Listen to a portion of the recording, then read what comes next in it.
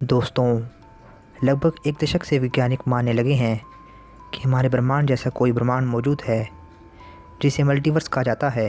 Multiverse का जिक्र हमें पहली बार त्रेता युग में भगवान श्री राम के समय में मिला था, फिर द्वापर युग में भगवान श्री कृष्ण के समय में मिला था। आज के इस वीडियो में हम मल्टीवर्स के एग्जिस्ट होने के सबूत देखेंगे। त्रेता युग, द्वापर युग और कलयुग में मिली थ्योरीज के आधार पर मल्टीवर्स के एग्जिस्ट करने का सबसे पहला सबूत हमें रामायण में मिलता है, जब भगवान श्री राम का धरती लोक छोड़ने का समय आया, पर हनुमान जी की अयोध्या पहरेदारी के कारण यमराज अयोध्या में प्रवेश नहीं कर पा रहे थे। राम जी को यह बात पता थी कि जब तक पवन पुत्र बजरंगबली अयोध्या की पहरेदारी कर रहे हैं तब तक वे यमराज को प्रवेश न करने देंगे। भगवान श्री राम जी ने एक उपाय सोचा और अपनी अंगूठी को धरती के एक छेद में गिरा दिया और हनुमान जी को उस अंगूठी को लाने के लिए कहा। जब हनुमान जी आकार छोटा करके उस छेद में गए तो वो नागलोक के द्वार पर पहुंच गए। हनुमान जी ने वहां लाखों करोड़ों अंगूठियों को देखा जो कि श्री राम जी की अंगूठी जैसी ही थी। वहां पर नागराज वासुकी से पूछने पर उन्हें पता चला कि ये सारी अंगूठियां प्रभु श्री राम जी की ही थी। नागराज वासुकी ने हनुमान जी को बताया कि यहाँ पर जब भी हनुमान जी आते हैं तब ऊपर पृथ्वी लोक पर श्री राम जी देह त्याग कर वैकुंठ चले जाते हैं।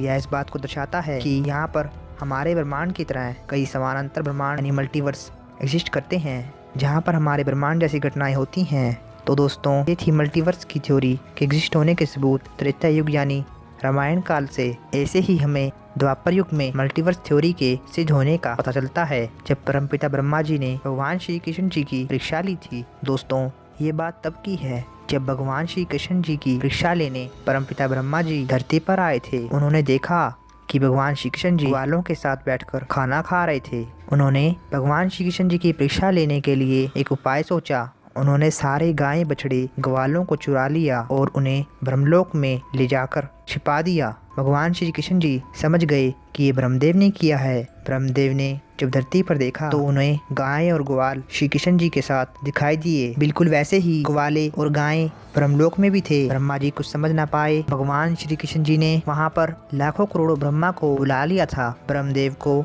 अपनी गलती का एहसास हुआ। तब श्री कृष्ण जी ने कहा कि आप इस ब्रह्मांड के ब्रह्मा हैं, आप इस ब्रह्मांड का ज्ञान रखते हैं, लेकिन सृष्टि विशाल है, यहाँ पर एक ही ब्रह्मांड नहीं है, कई ब्रह्मांड हैं। मैं इस ब्रह्मांड में ही कई अवतार लेता हूँ, इस तरह मैं कई ब्रह्मांडों में अवतरित होता रहता हूँ। हर ब्रह्मांड का समय और नियम अलग होता है। दोस्तों, ये था मल्टीवर्स थ्योरी के एग्जिस्ट होने का सबूत द्वापर युग के अनुसार। दोस्तों, साइंटिस्ट के अनुसार मल्टीवर्स का जन्म यूनिवर्स के आरंभ में हुआ था। बिग बैंग थ्योरी के अनुसार जब यूनिवर्स बन रहा था तब कुछ मौजूद नहीं था, जो भी था वह केवल गर्म धुएं के बादल थे। फिर क्वांटम फ्लक्चुएशन के कारण बने मैटर्स और उसके गुरुत्वाकर्षण के कारण बने बड़े ज्वाइंट क्लाउड्स, जिनमें गर्माहट के कारण छोटे छोटे गुब्बारे यानी बबल्स बड़े होने लगे। इतने बड़े हो गए कि आकाश गंगाएं बन गई। बिग बैंग के समय कुछ बबल्स थे। इस थ्योरी को इटरनल इन्फ्लेशन थ्योरी कहा जाता है। इस थ्योरी के अनुसार भी मल्टीवर्स एग्जिस्ट करता है। इस थ्योरी में जहाँ एक गैस के धुएं के बादल को दूसरे गैस के धुएं के बादल से सेम माना जा सकता है,